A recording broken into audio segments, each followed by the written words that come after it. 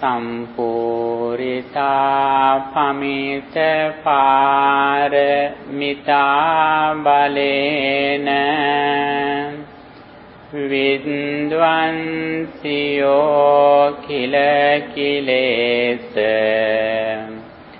Samolajalam teneva landa araham arahoti namang vandami buddha mamalam hadaye tapetva samanta cakkavalesu atra gaccantu devatam Sandhammang munirajassa sunanto sagga mokkadam Dhammasavana kalo ayam badanta Dhammasavana kalo ayam badanta Dhammasavana kalo ayam badanta Namo tansa bhagavato arahato samma sambuddhansa Namo tansa bhagavato arahato samma sambuddhansa Namo tansa bhagavato arahato samma sambuddhansa Suppa buddhang pabunjanti sada gotama savaka ye sang divacharanto ca bhavanaya rato mano Sadhu, sadhu, sadhu. Okay, dear friends in the Dhamma, all of you are warmly welcome. Today we are going to discuss about the Buddhist meditation. You know, meditation is very common now in the world, but as Buddhist listeners, we should know what is the real meaning of Buddhist meditation. Many people in the world practice meditation in the current society for their inner peace. Actually, a lot of people in the world practice meditation. But, you know, although they practice meditation, most of them have no clear idea what Buddhist meditation is. Especially, we should know the real meaning, what the Buddhist meditation is. That is very important. Buddha says, you know, our mind is the very important thing in our life. Our success, our life depends on our mental formations, our mental condition. He who wishes to live with happiness has to purify his mind. That is the real way how we get rid of suffering and how we achieve the real happiness. Buddha says, mind is the forerunner. Mind is chief of all states. If someone speaks or acts with a wicked mind, suffering follows him because of the polluted mind, even as the wheel follows the hoof of the draft ox. Simultaneously, if someone speaks or acts with a pure mind, happiness follows him even as one shadow that never leaves. These are the first stanzas in Dhammapada. Dhammapada is a very famous book in Buddhism, It is the handbook of Buddhism. At the very beginning of that book, these stanzas come, and it says, Mano Pubbangama Dhamma. Mind is the forerunner. Mano Setta Manomaya. Mind is the chief of state, all state. Manasa ke paduttena bhasitiva karotiva. If someone speaks or acts with a wicked mind, tatonam dukkhamanveti chakvanno vahato padam. Suffering follows him because of polluted mind, even as the wheel follows the hoof of the draft ox. That is very important. When our mind is polluted, suffering follows us. Whether we like or not, whether we know or not, this is the reality. This is the world reality. Buddha says, whether a Buddha appeared or not in the world, this is the world reality. And also on the other side, when our mind is very pure and calm, then happiness follows us. That is the nature of the life. Actually, nobody controls this thing. Our mind is the main thing which does everything.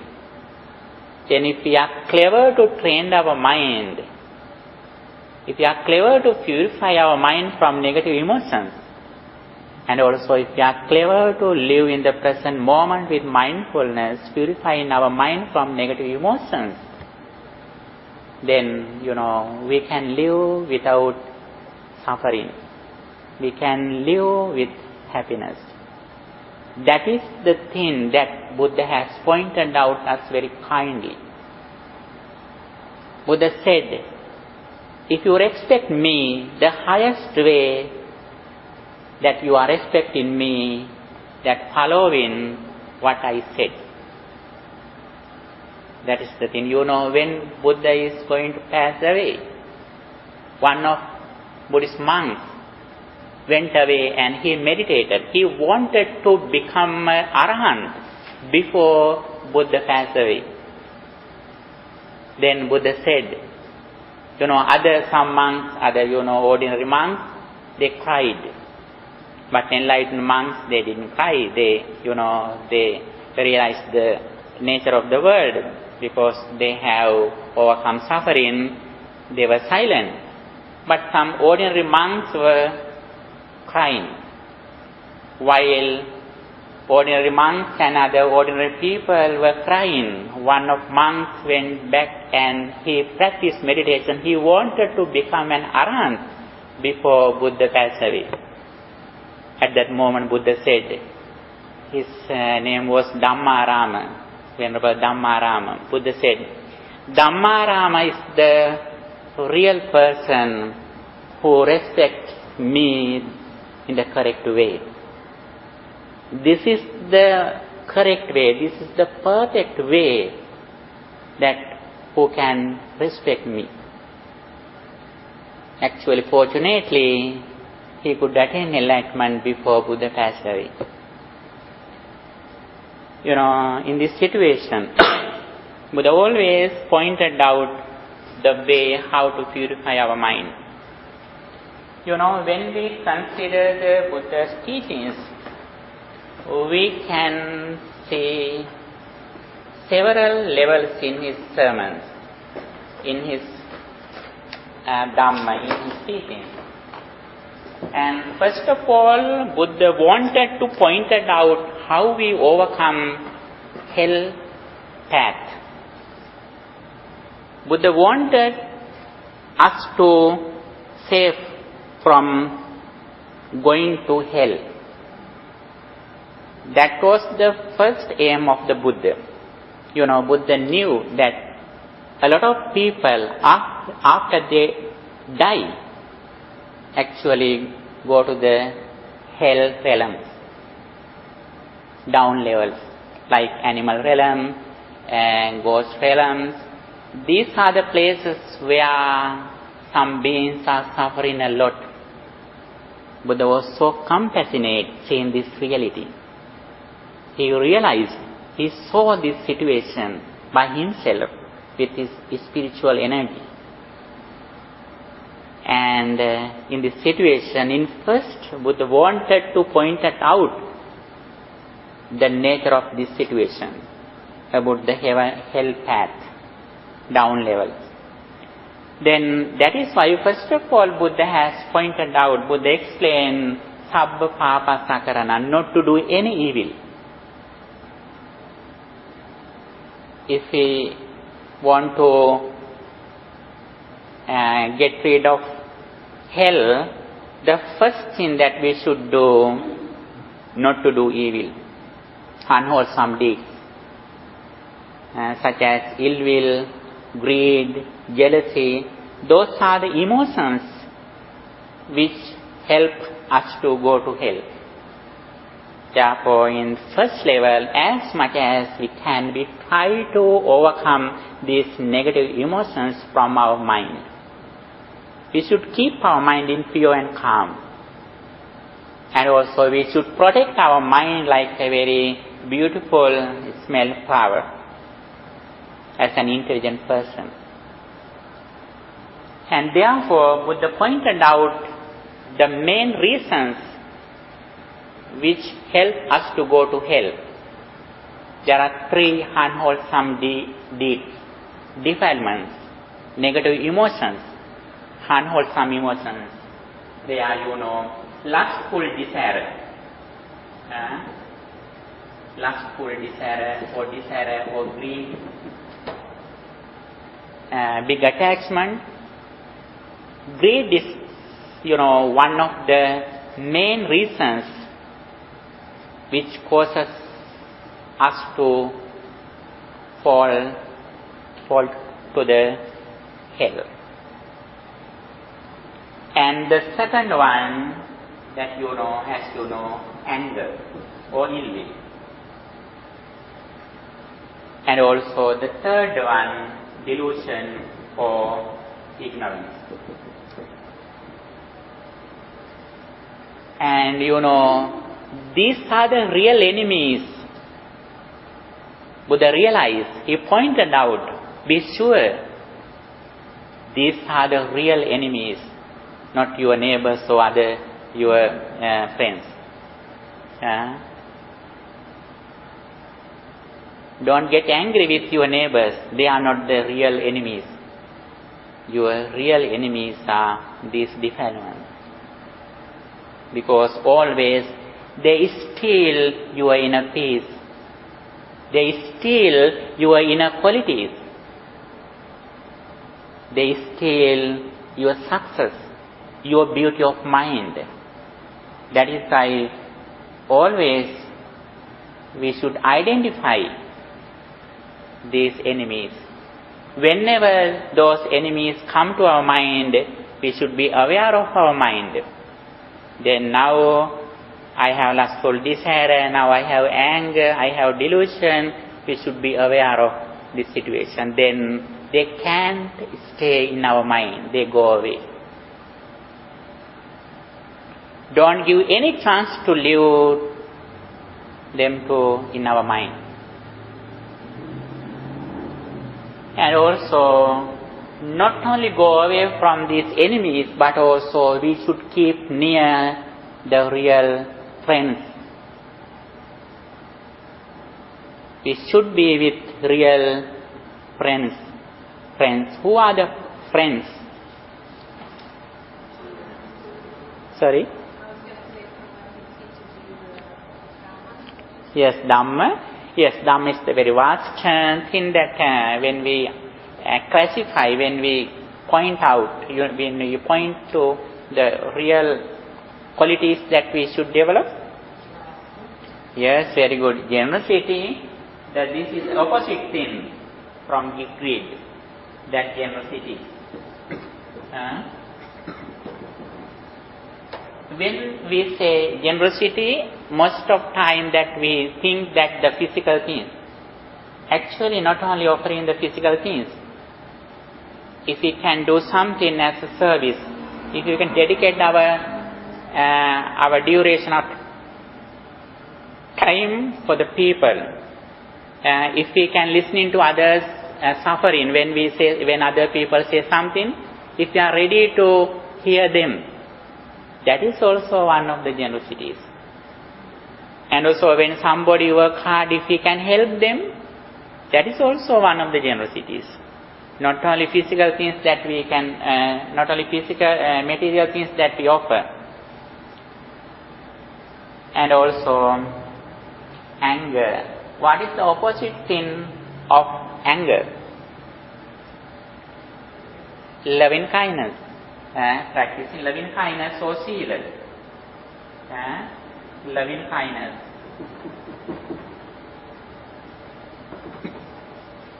The main reason which steals our inner happiness is anger. You know, when we are angry, actually we have no real happiness. We are unhappy when we are angry. That is why a lot of psychiatrists have recommended to practice loving kindness to reduce our stress. For stress management, most of psychiatrists and counselors have recommended to practice loving kindness. If we practice loving kindness always, be sure we can reduce more than 50% stress in our mind. And the highest contemplation of practicing loving kindness is, you know, as soon as when we see a person, as soon as when we meet a person, we are ready to consider that person as our only son or daughter. Again and again, we explain the essential, the necessity of practicing loving kindness. Actually, if we explain it because it is so important. If we don't practice loving kindness, be sure we are not on the path of purification. We are not on the path of liberation if we don't practice loving kindness. Until we are going to start loving kindness, you know, we are not in the shadow of Buddhism. If you don't practice loving kindness, actually we haven't seen even the shadow of Buddhism. We can be knowledgeable. We may explain Buddhism very well, but Buddhism, we don't have absorbed Buddhism to our life until we are going to practice loving kindness. On the other hand, you know, delusion, the opposite of delusion is wisdom or intelligence. Wisdom. You know, as I mentioned before, those three unwholesome deeds can be explained in various ways. One thing is desire. Buddha says lobha. In his language, Pali, Buddha says lobha, it is difficult to overcome, but results are not danger. Alpa savadya, danda viraga. Danda viraga means it is difficult to overcome greed or lustful desire, but results are not danger. When we compare both things, other two things. How about anger? Anger is kippa viraga mahasavajya. Actually, anger is easy to overcome. but results are more danger than desire. How about delusion? It is Mahasavajya Danda Viraga. It is extremely difficult to overcome, and also the results also are huge danger. On the other side, although we practice generosity and loving kindness, we are not able to overcome greed and anger completely. If we want to overcome these three defilements completely, we have to overcome delusion or ignorance. What is the nature of delusion or ignorance? After experience that we have seen or heard, if we think it is still happening, that is the nature of ignorance. When you mention your children, you think they are at home. Even though you don't mention them, if you think they are at home, that is ignorance. It doesn't sound that they are not at home. Actually, our experience arises whenever we think about them. We have only one thought at once. When we think about your son or daughter, you are a mom or dad. When you think your educational qualifications, you are a well-educated person. When you think about your vehicle, you are an owner of a vehicle. Then you have no body. When you think somebody who has blamed you, then you have no properties. You have no beauty of your body. Then you have no your mother or father. At that time you have only that person who has blamed you. At once we have only one thought. That also not permanent. It also arises at the moment with the conditions. This is the ultimate truth, but in conventional truth, before you were born, everything was here. After you will die, everything remains. That is true according to conventional truth. Until you live in the conventional truth, you can laugh, you can enjoy with your children, with your foods, with your facilities, but we are not ready to overcome suffering completely. We are ignorant. What is the ignorance? That after experience, if we think it is happening, that is the nature of ignorance. That is the delusion. Then if you are knowledgeable, if you are intelligent to see that as soon as I see something, I hear something, I smell something, this experience arises at the moment, at that moment we have no any suffering. At that moment we are not sick. We are not aging. We don't die at that moment. We are away from sickness, aging and death whenever we are intelligent with wisdom, overcoming delusion. Actually, Buddhist meditation focuses on understanding of this reality. Buddhist meditation can be divided into two. One of them is samatha meditation, concentration meditation. That is one of the meditation techniques in Buddhism. Mostly people who practice meditation know only this level. They are not knowledgeable about the second level. The first level of Buddhist meditation is samatha meditation. Samatha means, concentration or tranquility.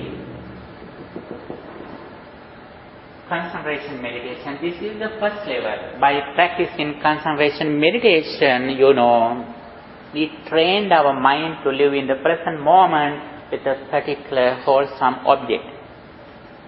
For example, by practicing breathing meditation again and again, we think only breathing in and out. Little by little, our breathing is going to calm down. Then our mind is in a particular object. By practicing loving kindness, we contemplate on all beings, be well, happy and peaceful. All beings in the world, be well, happy and peaceful. Again and again we contemplate on loving kindness by practicing metta bhavana. Then our mind doesn't go here and there. We are clever to keep our mind in a particular wholesome object for a long time. We try to develop the duration in the living in the present moment. As I mentioned before, our success depends on happiness. Our happiness depends on how long we are clever to keep our mind in a particular meditation object. As I mentioned before, this is our GPA, grade point average. Day by day, as an intelligent person, we should try to develop this duration, GPA. First, we can practice 1 minute.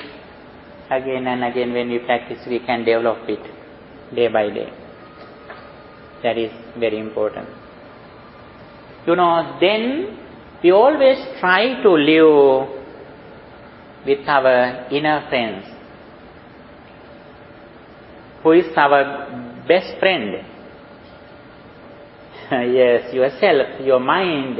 Not only your mind, mind with mindfulness. Buddha said, the refuge for the physical body is mind. The refuge for the mind is mindfulness. The refuge for mindfulness is liberation. The refuge for liberation is enlightenment. Okay, I think you can remember that I said before. Mind is the refuge for physical body. Mindfulness is the refuge, protection for the mind.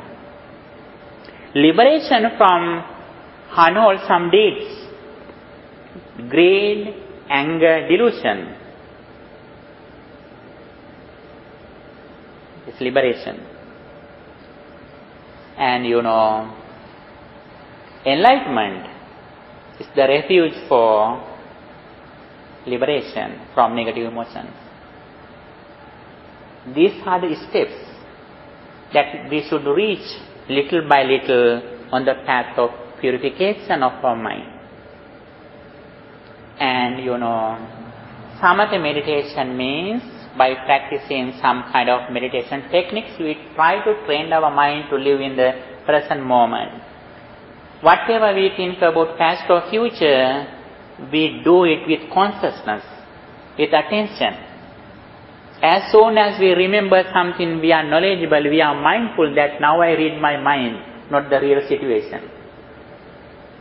When you think something which brings you greed, like, as a beautiful person, as soon as you remember that person, you know very well, now I read my mind. Then you can remember that person without craving, without greed, without lustful desire. Because of mindfulness, we remember that incident without defilements, negative emotions. And also we can arrange something which we are going to in the future. But we do it consciously. Then we don't suffer. And we don't worry about future.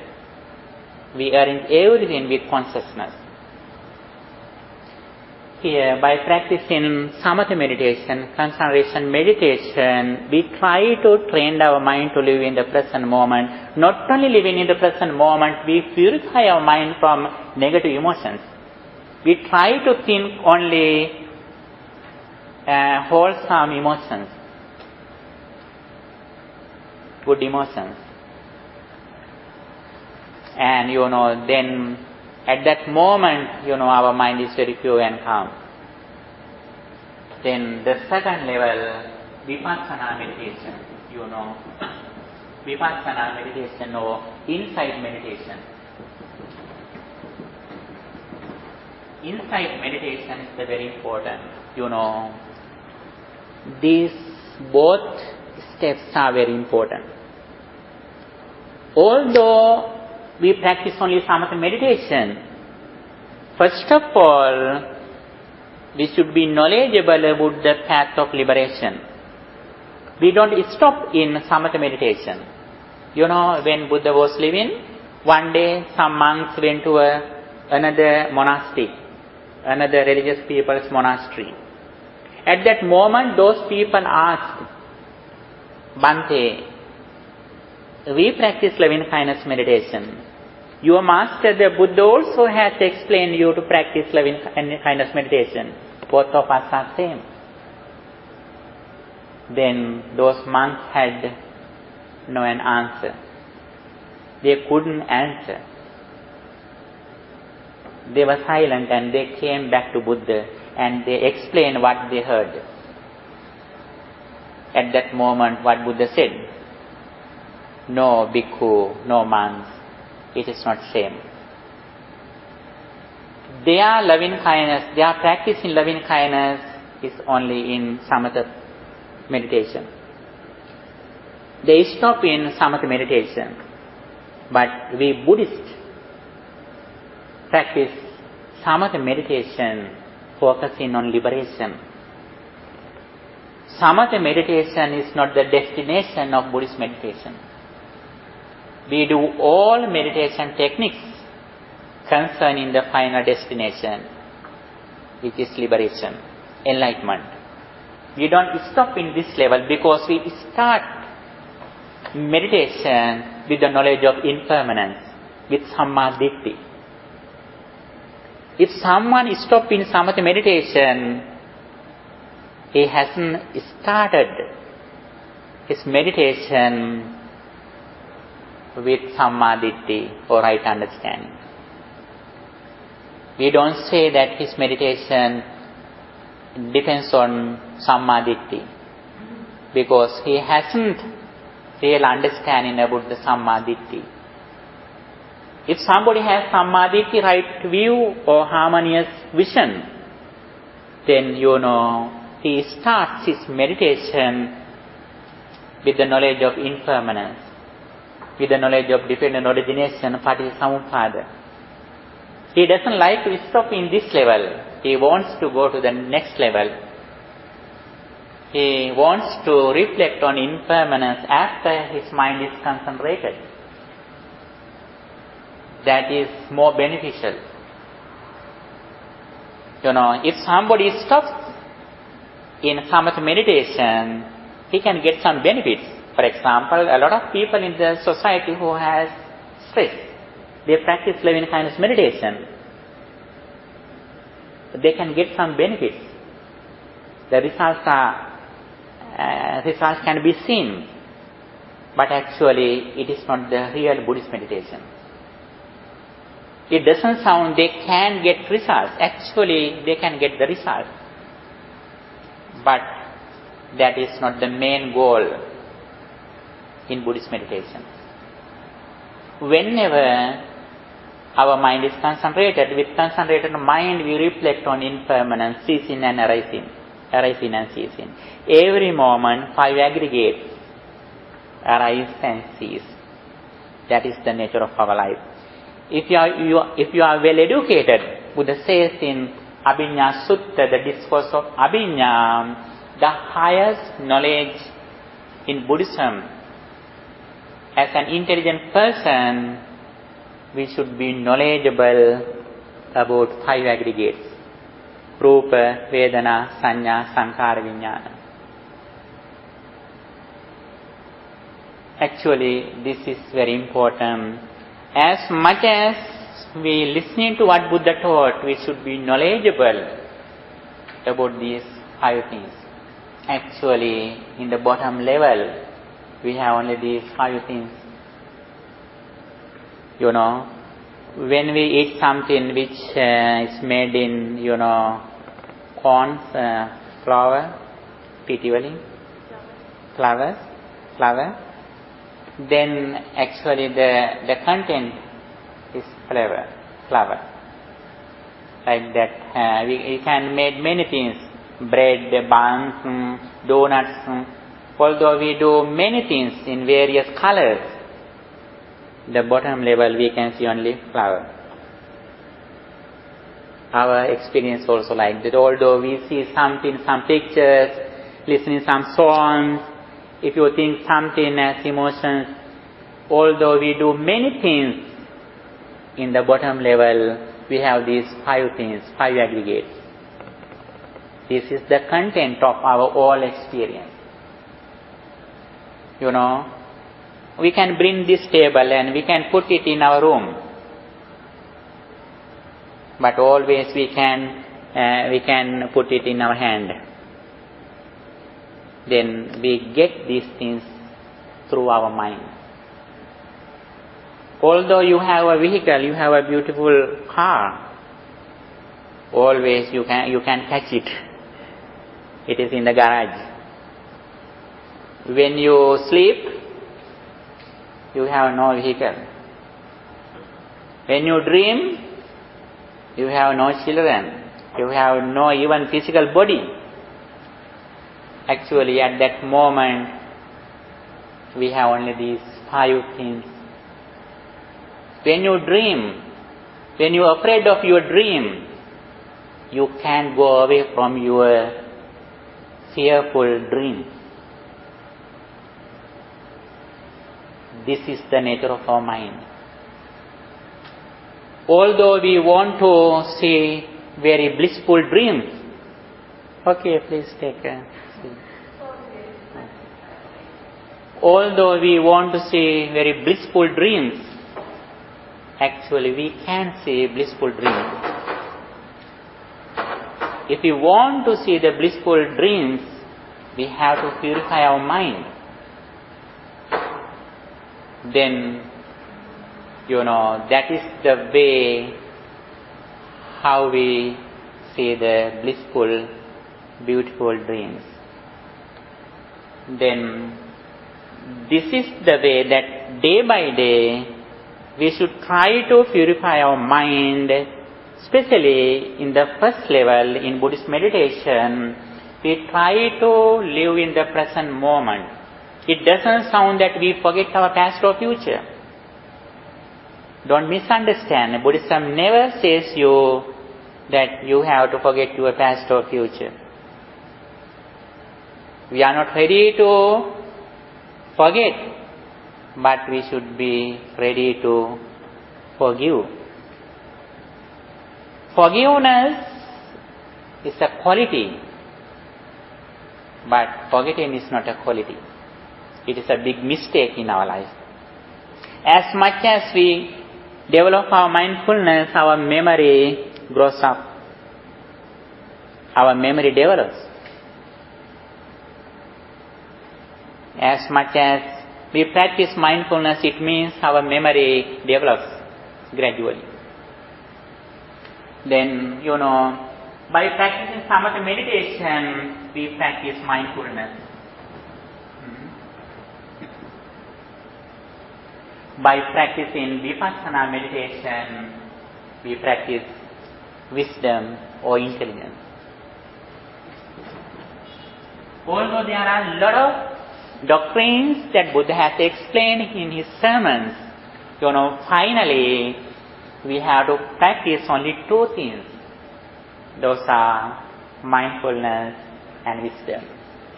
Mindfulness is the aware of our physical body and mind. What happens to my body just now and what happens to my mind at the moment? We are very knowledgeable about our mind and body. That is why in mindfulness, according to the great discourse of mindfulness, Mahasatipatthana Sutta, it says, mindfulness can be divided into four. The contemplation of body, the contemplation of feelings, the contemplation of mental formations, the contemplation of consciousness. Those four things can be included into two. They are contemplation of mind, contemplation of body. Finally, we are aware of our mind and body. Whatever we do, whatever we behave, whatever we think, we do everything with mindfulness. Not only awareness, not only mindfulness, but we think about, we reflect on impermanence, arising and ceasing. Every moment, five aggregates arise without remaining anything. Immediately it ceases. Then as much as we practice this understanding, then our senses, such as our eyes, ears, nose, these are going to be very sharp. It means we are intelligent that these things arises at the moment. Now we think that our eyes are coming from our birth. It is going to die.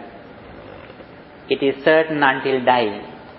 After this experience we know very well, this physical eye can be seen from birth to death, but the real eyes,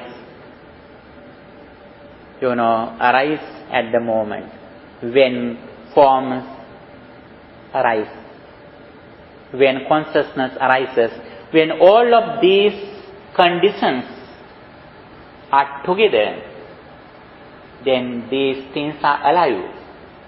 Suddenly, immediately, when conditions separate, this experience ceases without remaining anything.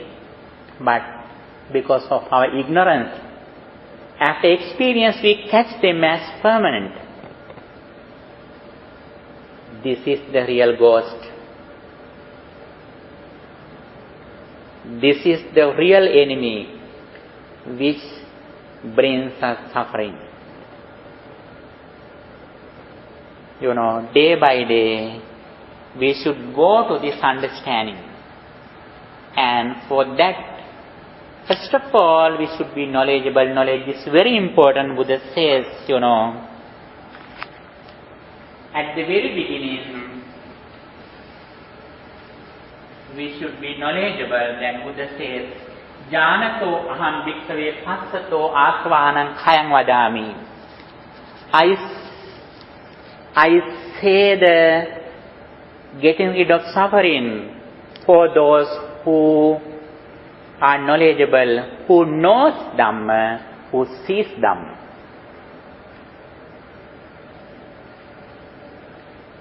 I proclaim the cessation of suffering for those who knows Dhamma, who sees Dhamma. It means at the very beginning of the journey of liberation, first of all, we should be knowledgeable. We should know where we are going to, what is the destination, where we reach. Without this understanding, if we start, although we have effort, if we don't know the destination, the path, our effort is useless.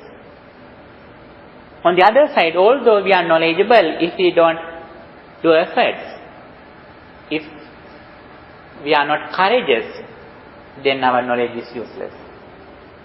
Knowledge is very important, and that is the first thing Buddha says is, Sutamaya Jnana, Sutamaya Panya. Knowledge is very important. Day by day, by listening to what Buddha taught, we develop our knowledge about the path which we practice from the beginning to end. I think you are very rich in understanding what Buddhism is. You are so lucky because you continuously come here. And this is the fortunate that you have earned in your life. Be happy. Where we see you are fortunate, we see you are fortunate not among your children, among your wealth or properties or education. We see you are fortunate whenever you are ready to listen to what Buddha taught. That is the place that we can see you are fortunate, that you earned by practicing good deeds in your previous lives. Not only we should have fortunate, but we should have courage. As much as we are knowledgeable, we should try to practice it in our day-to-day life. On the other side, we have to reflect on it again and again. Reflecting. It means Cintame Panya. Again and again. Not only here, when you live here, when you drive, when you walk, when you cook, until you sleep. Try to think about this nature. Actually, this is the world nature, world reality. We are so fortunate that, when we are listening to this message, it shows that we are so fortunate in this world. Then sometimes, some kings and some presidents, we are so fortunate. And also reflecting again and again, we think about Samatha and Vipassana meditation, and we reflect on 5 aggregates, we reflect on impermanence, arising and ceasing, and we think about, loving kindness. When we drive, we practice loving kindness meditation.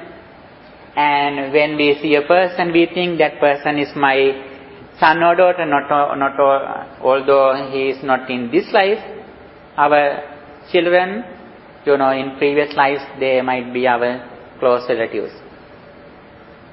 According to Buddhism, actually, we are coming for a long time, from birth to birth. In samsaric journey, it is so long. Buddha said, nobody is in the world who is our children, who are our children. Every person who are in the world, actually, they are our previous children, parents, siblings, our close relatives.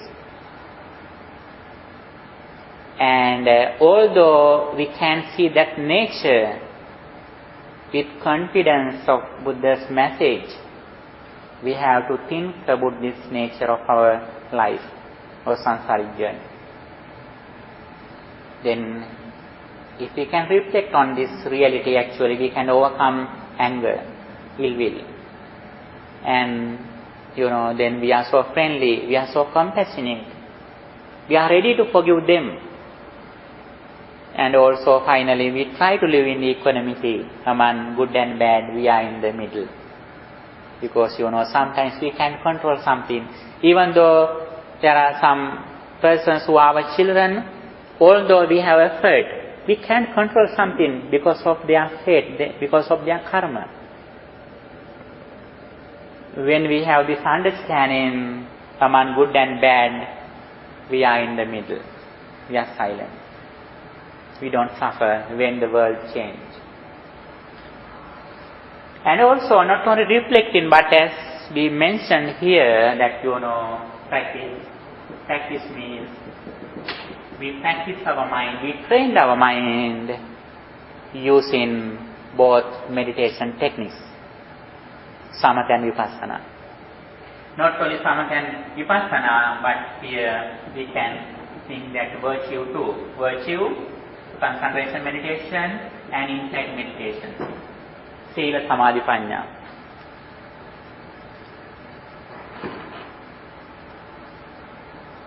These are the three disciplines that we should practice on the path of liberation. And first of all, we should have good discipline in our speech and behavior. It is very essential. It is very beneficial when we go to concentrate our mind. If we always talk with our friends, actually it sounds that we have no inner peace. Day by day, if we are on the real path of liberation, actually little by little we are going to be silent. Our happiness, when we are real happy, we are in silence. Noble silence. Now we depend on outside. When other people talk with us, we are happy. When other people don't talk, we worry. We are sad. We are fed up.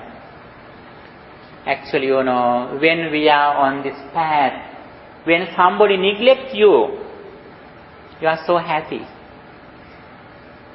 When other people don't talk with you, you are so happy. You are so grateful for them because they help you to meditate. Now, always, we want people who talk with us a lot. The reason is that, we have no real peace of mind. We met a monk who was with us in the same temple when I was in Sri Lanka. Actually, when I met that monk, he was more than 8 years. And he always said that, if you respect me, please neglect me.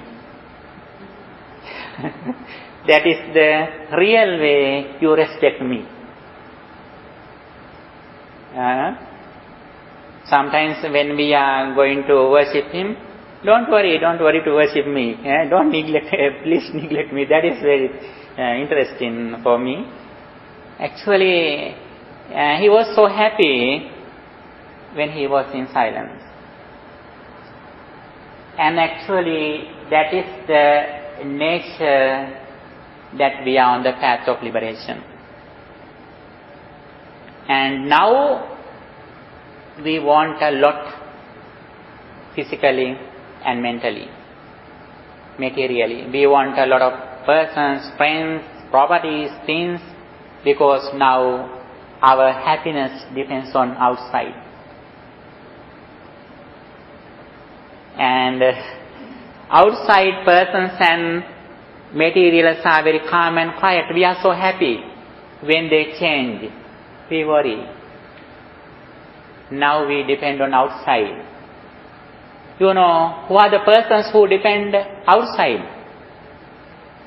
Beggars, homeless persons. They depend on outside. They have no real freedom, liberation. They always depend on other people. Actually, if we always depend on outside, we are not separate from them. We are also like them. Yes? So I understand that's a great point. What about the monks? Don't the monks rely on lay people for food? Yes, that is a good question. Buddha said, monks, we are also like beggars. But although we don't receive some material things or food or something, we don't suffer. We don't suffer. We get those food or some needs whenever we want to live for our day-to-day life. We don't depend on them. And it doesn't sound we reject them. Actually, we receive them. And when we actually, in Asian countries, some people don't bring food to the temples. In the morning, like, in Bangkok, in Myanmar, many monks in the morning time, they are begging food. Actually, they are free. Anybody can offer something. It is not a rule. We depend on them physically, but mentally we are free. Any place we can go. And we don't stop in a particular place. We don't need to stop in a particular place. Anywhere we can live.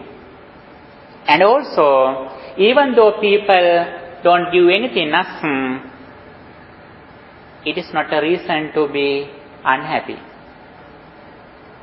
Actually, Buddha said, you should get something from lay people like bees get honey from the flowers. When bees drink honey from flowers, actually it is not a disturb to the flowers. As monks, we also receive some things from lay people like beans. It is not a heavy thing for the lay people. Faithful lay people they think that monks are our,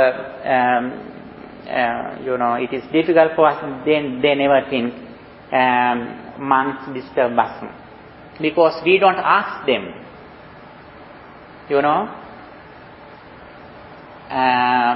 Beggars, they ask something always.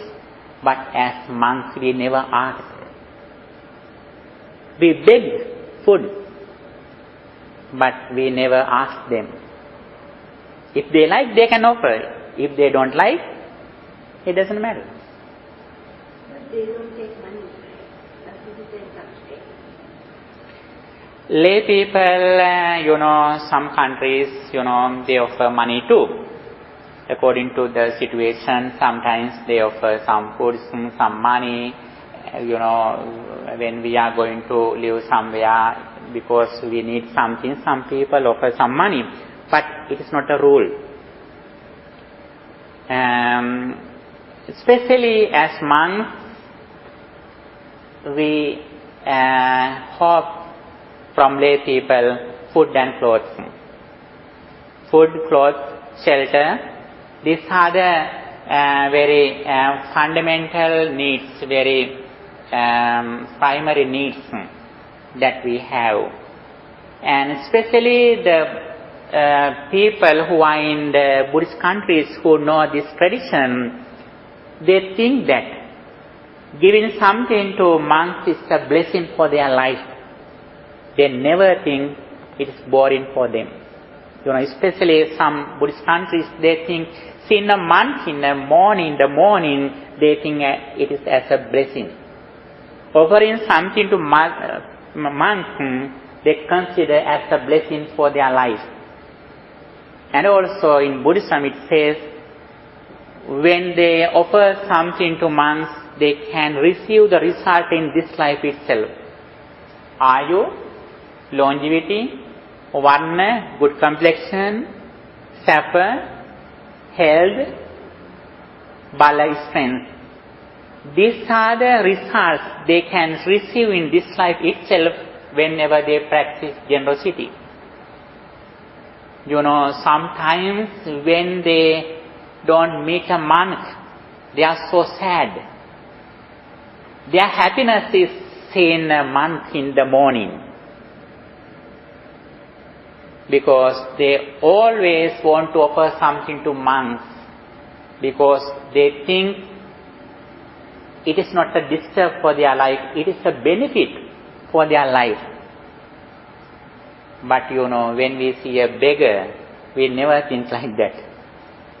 We don't think it is like a blessing for our life. But some generous people, when they meet a person who needs something, they think that is also blessing for their life. In Buddhist countries, when people are suffering with flooding or something, people think that we have a good chance to practice generosity. Then they are grateful for them. But now the people who don't know the Dhamma, they think that when you offer something to others, others should be grateful to you. But the persons who know Dhamma, they think when we offer something to others, we should be grateful to them because they accept our offerings. They help us to develop our spirit. This is beneficial for our spiritual development. They consider it. And as Mr. David mentioned that Buddha said, you also like a beggar. That is why we are begging food. But it is not just a beggar. When you offer something to beggars, beggars worship you. How about when you offer to monks? While you are offering something to them, you worship them. That is the difference. That is the difference. When you donate something to others, when you offer something to other people, sometimes when president comes to your house, you can offer something to him.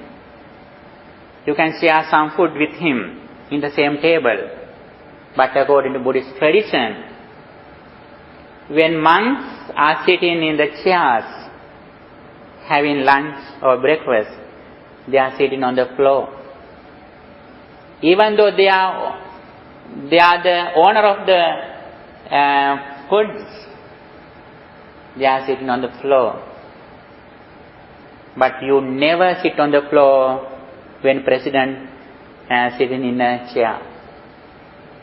That is the difference.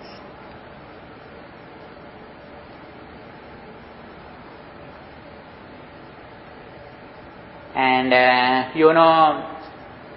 even though we don't receive some material things like food, we don't suffer. We are not unhappy. But the people who trust in physical things, when they receive something, they are happy. When they don't receive something, they are unhappy. But we monks, when you offer a lot, we have not a special happiness. When you offer few, we are not unhappy. When you don't offer anything, we don't suffer. We are not unhappy. We are in the equanimity, whether you offer or not. But other beings, other persons like beggars, when they receive a lot, they are happy a lot.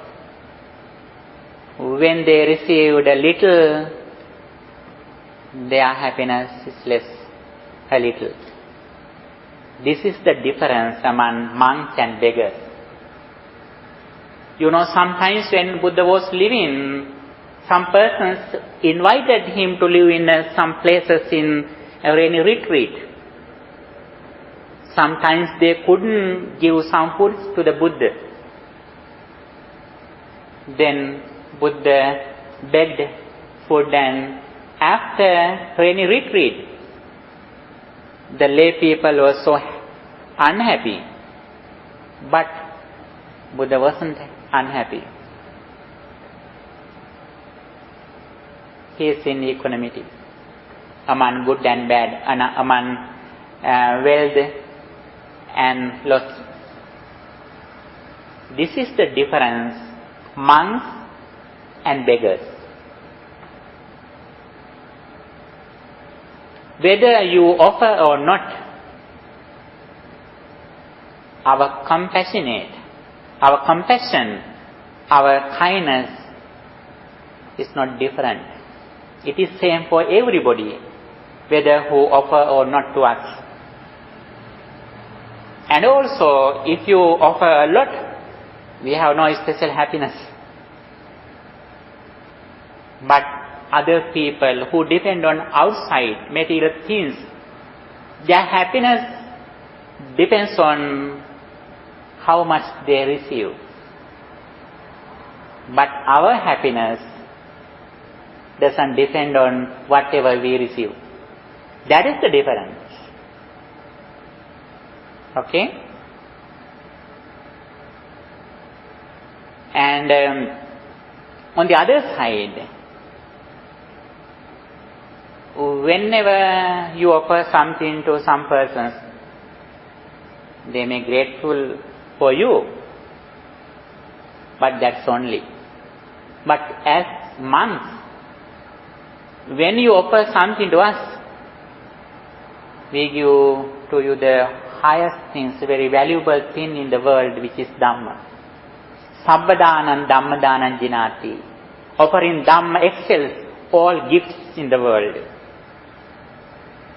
When you offer something to us, then more things we offer to you. That is the difference in beggars and monks. Okay. Then on this path, we were discussing the Buddhist meditation. Buddhist meditation can be divided into two. Samadhi meditation, concentration meditation, that we focus our mind on a particular wholesome objects for a long time. Our success depends on the duration that we meditate, focusing our mind in a particular object. It's like our GPA, graduate point average. On the other side, with concentrated mind, we try to see the world reality as it is, the impermanence, rising and ceasing. Every moment our mind changes, body changes, our experience changes. These senses arises at the moment with the conditions. They are not permanent. When we see something, at that moment our eyes are alive. Then other five senses are not alive.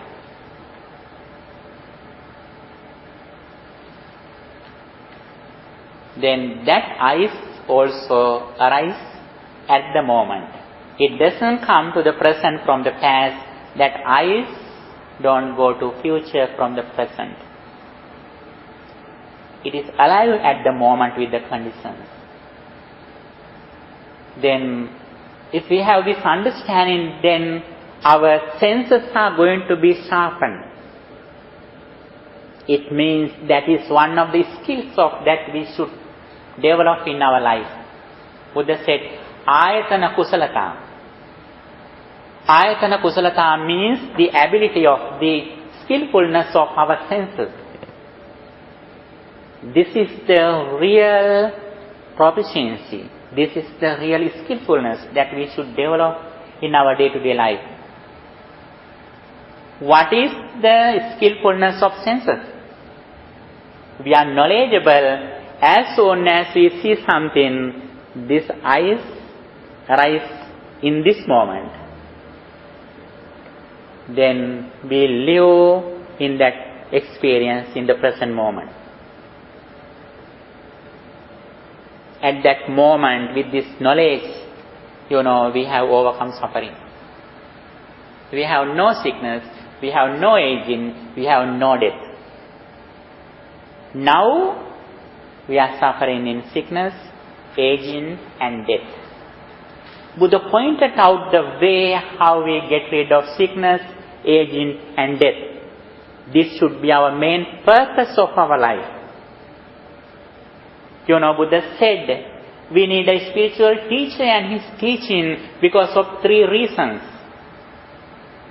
Sickness, aging and death, and also rebirth. These are the reasons why we find a spiritual teacher and his sublime truth. If we haven't these problems in our life, we don't need a spiritual teacher or his teaching. We need a spiritual teacher and his sublime truth because of these reasons. Aging, death and rebirth. These are the main reasons that we should find a spiritual teacher and his teachings, and also we should practice this message, this teaching. If we can overcome our problems about aging, death and rebirth, then be sure it is very easy to overcome others these problems, challenges. First of all, we should go away from these challenges of our life. Then automatically we are go away from others' problems. It doesn't sound that we go away from our relatives. Actually, we fulfill our duties than we did before, after this experience. Now we do only food. Now we give only food and, some material things.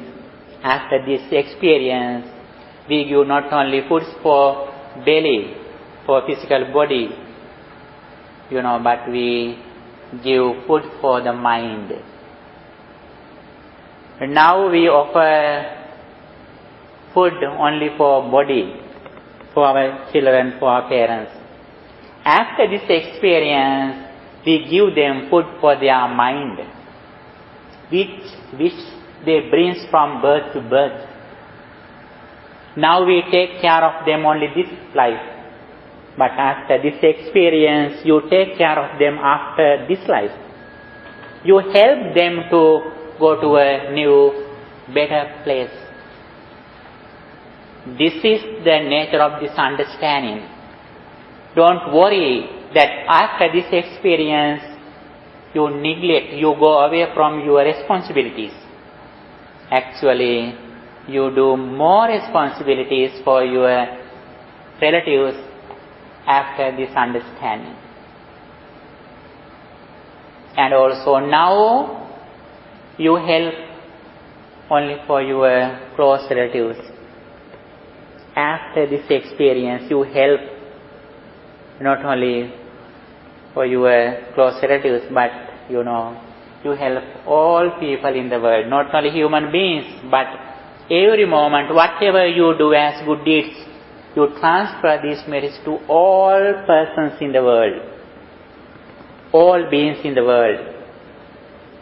May all beings receive these merits that I accumulate at the moment. You transfer these merits for them too. This is the real compassion. Now we have no real compassion, although we help others. Now we give only food and clothes and also education. All of them are beneficial only in this birth. But we help others for benefits for their sansaric journey after this experience. Okay. By practicing this meditation, we are going to be a lamp to our life. Now we are finding lamps from outside, but Buddha said, be a lamp yourself. Atta deepa bhikkhave viharatata sarana. Be a land yourself. There is no real refuge from outside. The real refuge which arises from inside. Even though you have children, or even though you have close relatives, whenever you are suffering, actually they can help you. They can give some food for you, but they can save you from your pains when you are suffering. Then we are alone. even though we have a lot of children. If we are clever to develop our mind from negative emotions, and if we are clever to develop our mind with intelligence, seeing the impermanence, then we depend on our mind, our life. Then we are free. Whether we receive or not something from outside, we don't worry, because we depend on inside. Then that is why Buddha said, Attadipa bhikkhave viharata sarana na ansarana. Be a lamp yourself, be an island yourself, no other refuge from outside. And also, finally, 5 spiritual faculties grow up in our life. 5 spiritual faculties. Saddha, Viriya, Sati, Samadhi, Panya. Actually, I have mentioned them our previous class too. Saddha means confidence in Buddha's enlightenment. Viriya means effort that we do to overcome ill will, and also the effort that we do to develop good deeds. Saddha, Viriya. Sati means mindfulness, the aware of our mind and body. Samadhi, concentration or tranquility. Panya, wisdom. Actually, these are the real properties. This is the real wealth that we should earn from birth to birth. We bring as the dowry is only this. As soon as the Buddha meets a person, he considers about these 5 things. How much that person has developed these 5 spiritual faculties in his previous life. Buddha doesn't consider his caste or his figure or his education.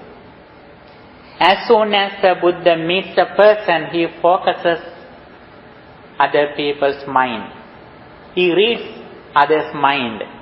How much that person has developed these 5 spiritual faculties in his previous life. If you are rich in mindfulness,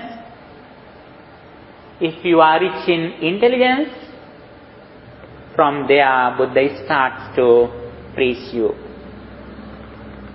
Then you can develop other spiritual levels.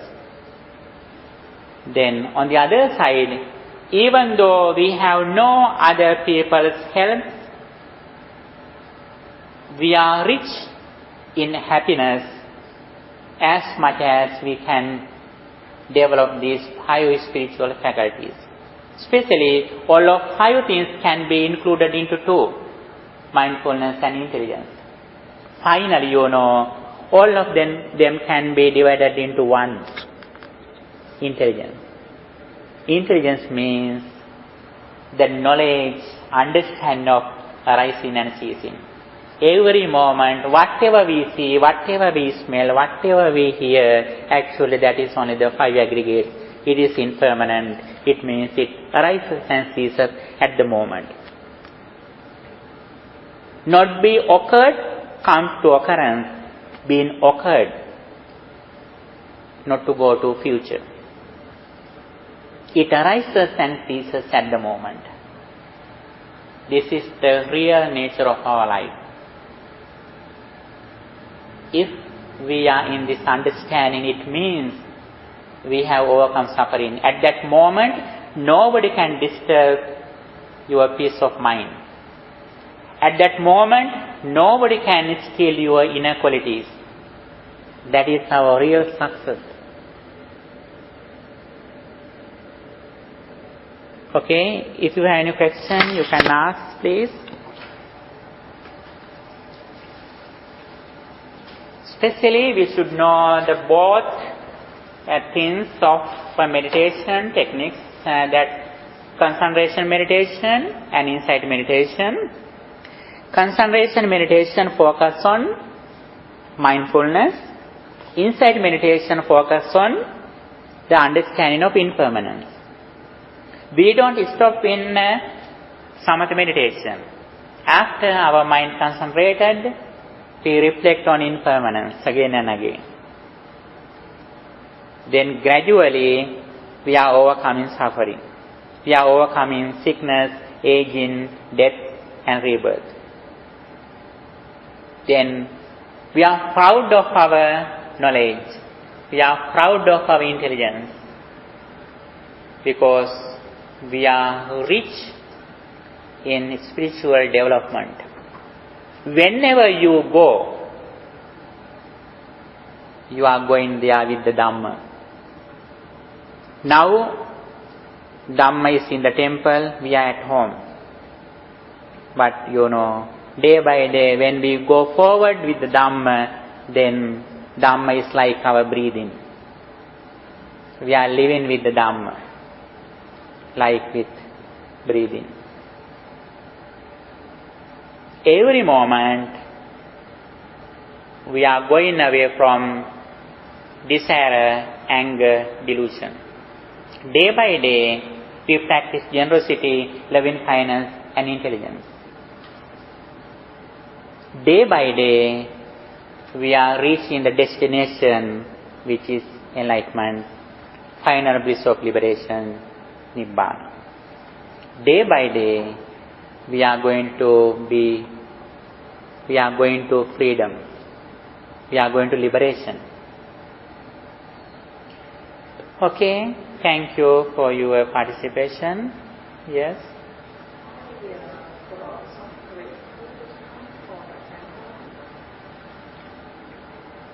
I have some great food a lot.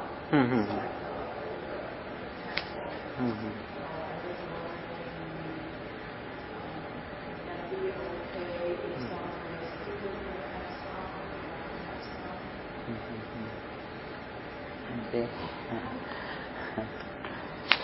Okay. Okay. Actually,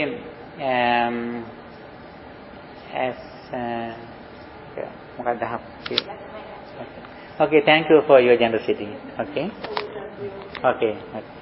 Thank you. I appreciate your generosity. Okay. Thank you. Thank you so much.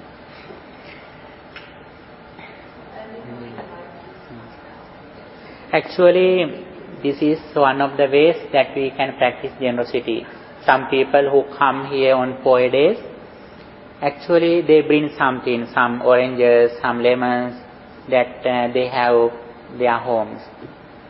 And also they put them here and anybody can get and bring there. Actually, day by day, when we go forward with this understanding, it should be practicable. Okay?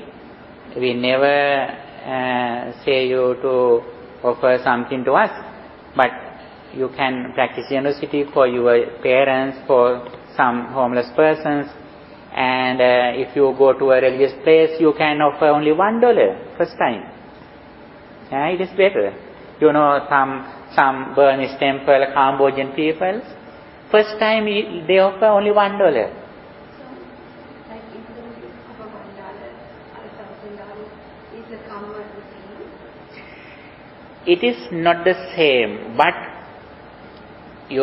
sometimes if a very innocent person, he has only $1, he offers that only $1 to a person. Actually, it is better than who offer 100, who is a rich person. It depends on how is your effort that you spend, that you dedicate to earn that money. There are some, we have some devotees here. They work in a house. Actually, that some people offer $50 and $100, but owner of that house person offer $20. Sometimes $50, but both of 50 are not same. That servant's 50 is more important than the owner of the $50, because that person's servant has dedicated more effort to earn that money. That's the thing. The importance, value depends on that how much we have dedicated our effort to earn that money.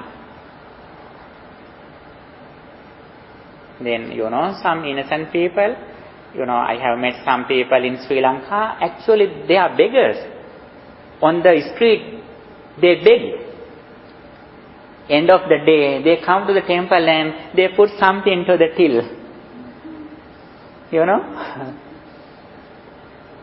There are some, in Sri Lanka, three-wheel drivers. Actually, they are not rich people. Sometimes, daily, they offer some price box to an innocent person. Daily, they bring some person to a place freely, as a merit. Actually, their dedication is better than a rich person does. The merit depends on how far we have dedicated for that merit at the moment. That's the thing.